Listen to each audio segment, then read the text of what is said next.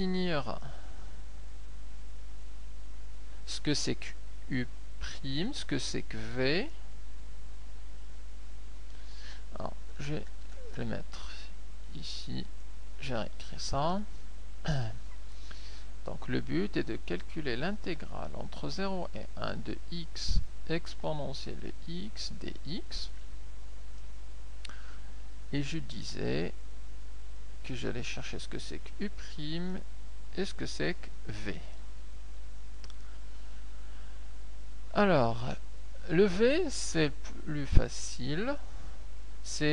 On va prendre ce x comme étant V. Car à partir de U' et V, on va déterminer le U et on va déterminer le V'. V', c'est la dérivée de V, et U, c'est la primitive de U'. Alors, on va prendre V égale x, car si on calcule la dérivée de x, c'est simplement 1. Donc, ça va nous simplifier l'intégrale à calculer après. Pour l'exponentielle de x, ça va être le U'. Donc, si on a U' égale à l'exponentielle de x, la primitive de l'exponentielle de x, c'est lui-même. C'est l'exponentielle de x. Et on peut maintenant calculer notre intégrale, donc en utilisant l'intégration par partie. Et donc, l'intégrale entre 0 et 1 de x exponentielle de x, c'est égal à, entre crochets, u fois v, donc u et v, donc x fois exponentielle x, entre 0 et 1, moins l'intégrale entre 0 et 1 du produit de des deux derniers, donc 1 fois exponentielle x.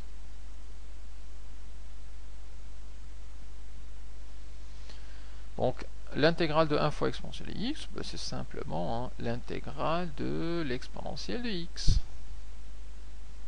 Or, cette intégrale est plus facile à calculer, puisque la primitive de l'exponentielle de x, c'est l'exponentielle de x. Donc, on peut directement remplacer par la primitive et calculer ça entre 0 et 1. Ici, ça nous donne x exponentielle de x entre 0 et 1. Et il suffit maintenant d'appliquer, de calculer en fait les crochets en calculant la fonction 1 moins la même fonction 0. Alors, ça va nous donner 1 fois exponentielle de 1 moins 0 fois l'exponentielle de 0. Moins, entre parenthèses, l'exponentielle de x appliquée en 1, ça fait exponentielle de 1 moins exponentielle de 0. Alors, l'exponentielle de 1, c'est e. 0 fois l'exponentielle, c'est 0. Moins, entre parenthèses, exponentielle de 1, c'est e. Et l'exponentielle de 0, c'est 1. Donc, ça fait moins 1. Et donc, on peut déduire que l'intégrale entre 0 et 1 de x exponentielle de x dx, c'est égal à, je développe le moins sur la parenthèse, ça va nous donner e, moins moins 1, ça fait plus 1, et donc, simplification, ça va nous donner simplement 1. Et on arrive ainsi donc au calcul de cette intégrale, de l'intégrale de x exponentielle de x dx égale à 1. Et là, on voit donc, avec cette méthode d'intégration par partie, une idée à utiliser lorsqu'on a un produit de fonctions. J'ai déjà dit ici que calculer la primitive directement du premier fois celle du deuxième, ça c'est faux. Alors comment faire lorsqu'on a un produit? Eh bien, En primitive, on a vu l'utilisation des fonctions U, du tableau de primitive de U. Et ici, par l'intégration par partie, on voit un deuxième moyen pour calculer ce genre d'intégrale. Alors, un deuxième exemple.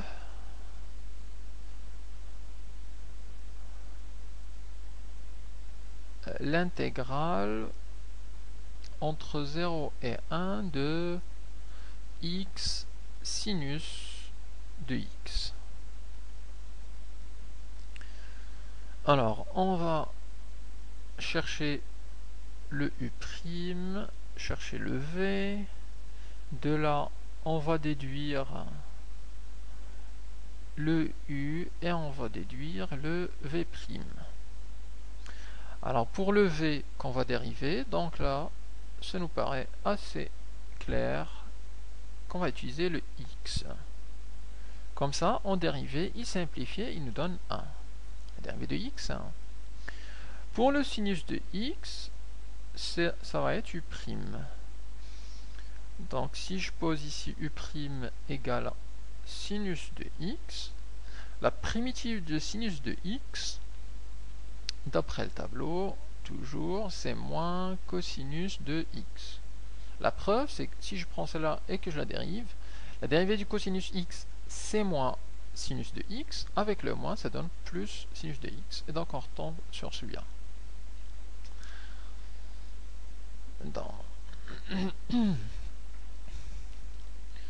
Je peux donc appliquer la formule de l'intégration par partie. Donc, le x sinus de x dx égale, entre crochets u fois v, u fois v, donc moins x cosinus de x, entre 0 et 1, moins l'intégrale entre 0 et 1 de uv', c'est-à-dire 1 fois moins cosinus de x, c'est-à-dire moins cosinus de x.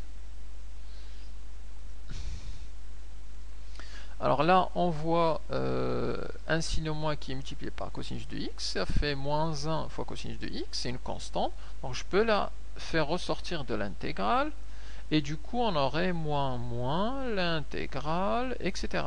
Alors le moins, ça fait plus.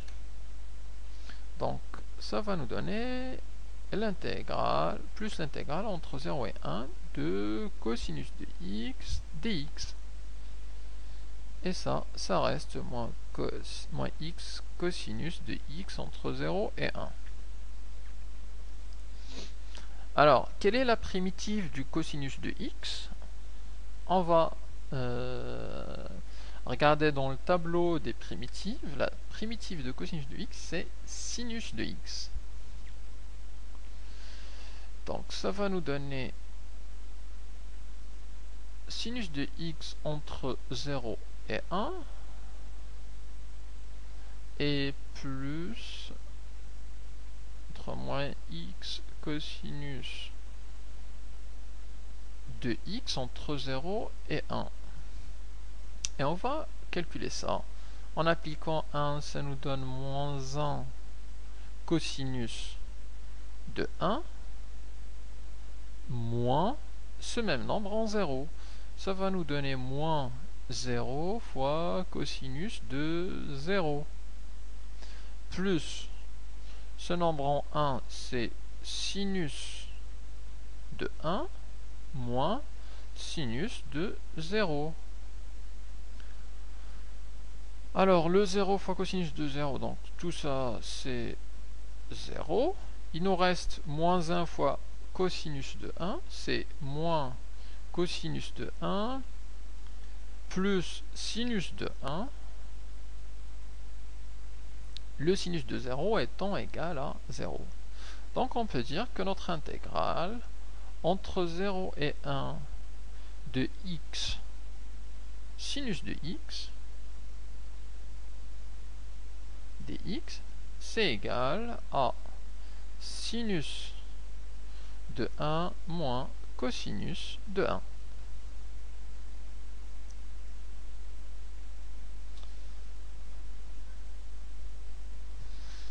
Et comme ça, on aurait fait un peu le tour de l'intégration par partie.